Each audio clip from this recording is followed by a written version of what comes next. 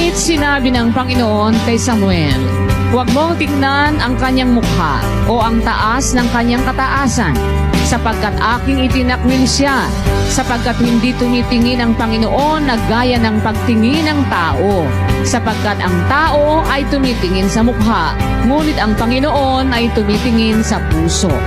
Ang Diyos kung tumingin sa puso. Kaya, huwag mo intindihin kung ano ang tingin nila sa'yo. Ang mahalaga, yung puso mo, malinis sa paningin ng Diyos kasi ang Diyos ang tumitingin sa puso. Huwag kayong mainis o masiraan ng loob kung kayo tinitingnan ang masamang tingin, ano? Merong mga tao masama kung tumingin sa kapwa. Meron silang mga agad na nakikitang kapintasan. Pero pagka Kristiyano ang titingin sa'yo at kausap mo Kristiyano, lalo na yung isang Kristiyano umuunawa ng aral ng Diyos, hindi ka pwedeng hamakin ng isang kapatid sa Diyos. Parang panghahamak kasi sa kapwa yung sabihin mong pangit yung kapwa mo tao eh. Kasi pangit man ang itsura ng tao, may maganda sa tao eh. Kasi ang tao nilalang sa wangis ng Diyos.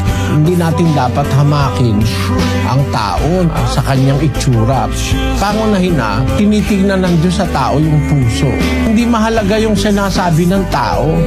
Ang mahalaga kung kilala ka ng Diyos at nakikilala mo siya, yung relasyon mo sa Diyos ang mahalaga ron.